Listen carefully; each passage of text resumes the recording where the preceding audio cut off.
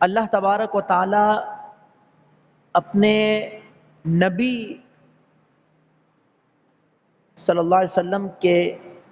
دل مبارک کو مزید تقویت دینے کے لیے فرماتا ہے کہ ہم یہ جو سابقہ انبیاء اور رسول، سابقہ نبیوں اور رسولوں کے جو قصے اور واقعات بیان کرتے ہیں، ما نثبت به فؤادک، یہ اس لیے بیان کرتے ہیں تاکہ آپ کے دل کو قوی کر دیں۔ وَكُلًّا نَقُصُّ عَلَيْكَ مِنْ أَنْبَاءِ الرُّسُلِ مَا نُثَبِّتُ بِهِ فُؤَادَكَ، سورہ ہود۔ کہ ہم قرآن مجید میں جو پچھلے انبیاء کرام علیہ السلام گزرے ہیں، ان کے واقعات، ان کے قصے، ان کی سیرتیں اور ان کی آزمائشیں وہ قرآن حکیم بیان کرتا ہے۔ تو اللہ تبارک و تعالی فرما رہا ہے کہ ہم جو سابقہ انبیاء اور رسول کے واقعات بیان کرتے ہیں، یہ اس لیے ہے ما نثبت به فؤادک، کہ آپ کے دل کو قوی کر دیں، آپ کے دل کو مضبوط کر دیں، آپ کے دل کو تقویت دیں۔ تو یہ آج کی گفتگو کی تمہید ہے کہ ہمیں اپنے اکابرین، اپنے اکابر بزرگ علماء، اولیاء، صوفیاء، مشائخ، محدثین، مجتہدین، علماء، صحابہ کرام، تابعین اعظام، ان کی سیرتوں کو پڑھنا چاہیے، ان کے واقعات کو، ان کی زندگیوں کو ہمیں پڑھنا چاہیے اور ان واقعات کو سننا، سیکھنا، سمجھنا چاہیے، تاکہ ہم جب بڑے لوگوں کی باتیں سنیں گے تو اس سے ہمیں موٹیویشن ملے گی، ہمیں حوصلہ ملے گا، ہمیں ان واقعات کے ذریعے تقویت ملے گی۔ ان اکابر بزرگان دین کی جب سیرت، ان کے واقعات، ان کی سیرت و کردار کو جب ہم اس کا جائزہ لیں گے تو پھر ہمیں یقیناً تقویت ملے گی، ہمارا دل بڑا مضبوط ہوگا، اور ان کی سیرت سامنے رکھ کر ہمیں دنیا میں صحیح راہ پر چلنے کا ایک نمونہ، ایک آئیڈیل اور ایک رول ماڈل سامنے آئے گا اس سیرت کو پڑھنے سے۔ ہم جب پچھلے اپنے بزرگوں کو دیکھتے ہیں،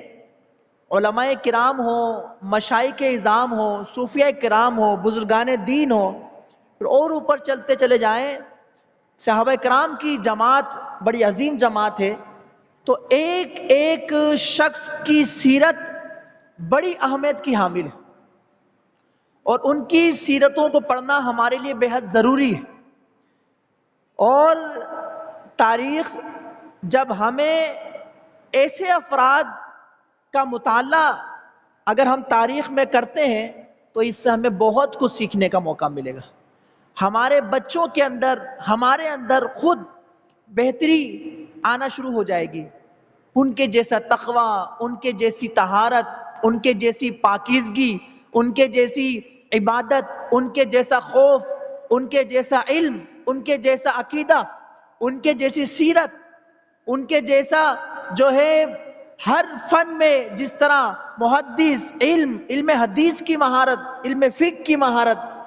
یہ ساری چیزیں ہمیں اکابر اپنے بزرگان دین میں یہ نظر آئے گی۔ کہیں صحابہ کرام کی بات کریں، کہیں پہ کسی کی سخاوت وہ عروج پر نظر آئے گی، تو کہیں پہ کسی کی شجاعت عروج پر نظر آئے گی۔ باقی چیزیں بھی موجود ہیں مگر وہ ایک صفت وہ اس کی نشانی بن چکا ہوگا، اور جب بھی سخاوت کی بات ہوگی تو اس شخصیت کا تذکرہ کرنا ضروری ہوگا، جب بھی عدالت کی بات ہوگی اس شخصیت کا وہ امتیاز بن جائے گا، اس کے نشانے امتیاز ہوگی، وہ صفت، وہ کوالٹی ایک، وہ اس کو دیکھیں گے تو اس طرح کر کے مختلف کرداروں کو پڑھ کر، مختلف سیرتوں کو پڑھ کر یہ موتیاں تلاش کریں گے، قیمتی موتی، قیمتی جواہر پتھر، یہ ایک ایک جمع کر کر جب ہم ان صفات کو ایک ذات میں جمع کرنے کی کوشش کریں گے، اپنے اندر ان کوالٹیز کو جمع کرنے کی کوشش کریں گے، ان صفات کو اپنے اندر پیدا کرنے کی کوشش کریں گے، تو ہماری ذات بھی ایک اچھی راہ پر گامزن ہوگی اور راہ صراط مستقیم پر وہ چلنے کے لیے تیار ہوگی، اور پھر اسی راستے پر چل کر یہ یقیناً دنیا اور آخرت میں کامیاب ہوگی۔ ان سیرتوں کو، کرداروں کو پڑھنے کا جب ان کی آزمائشیں دیکھیں گے تو ہم پر تو وہ آزمائش نہیں آئی ہوں گی، وہ بڑی بڑی آزمائشیں ان پر ٹوٹی، ان پر آئیں، بڑے بڑے ان پر مصائب و آلام کے پہاڑ ٹوٹے، تو وہ جب ہم پڑھیں گے اور یہ افراد بڑی ثابت قدمی کے ساتھ، ان کے پائے استقلال میں ذرا سی بھی جنبش نظر نہیں آئے گی، ہمیں حوصلہ ملے گا مصائب و آلام کے سامنے کیسے ڈٹے رہنا ہے۔ اگر ان کو انعامات ملتے ہیں، دنیا کی نعمتیں ان کو ملتی ہیں تو شکر گزار نظر آئیں گے، اگر وہ آزمائش کے طور پہ چلے جاتی ہیں جب بھی شکر گزار نظر آئیں گے، صابر نظر آئیں گے، شاکر نظر آئیں گے۔ تو ان سیرتوں کو پڑھنا ضروری ہے، اور ان سیرتوں کو پڑھ کر اپنی ذات کو ڈیولپ کرنا ہے،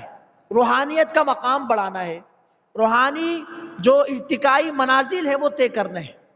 وہ ان سیرتوں کے سامنے رکھتے ہوئے، ان سیرتوں کو، ان کرداروں کو سامنے رکھتے ہوئے ہم اپنی سیرت کو ڈیولپ کریں گے، اور پھر ہمارے اندر جو خرابیاں ہیں وہ دیکھیں گے ان سیرتوں میں موجود ہے یا نہیں، تو یقیناً یہ پاکیزہ اشخاص، شخصیتیں، یہ یقیناً برائیوں سے بری ہوتی ہے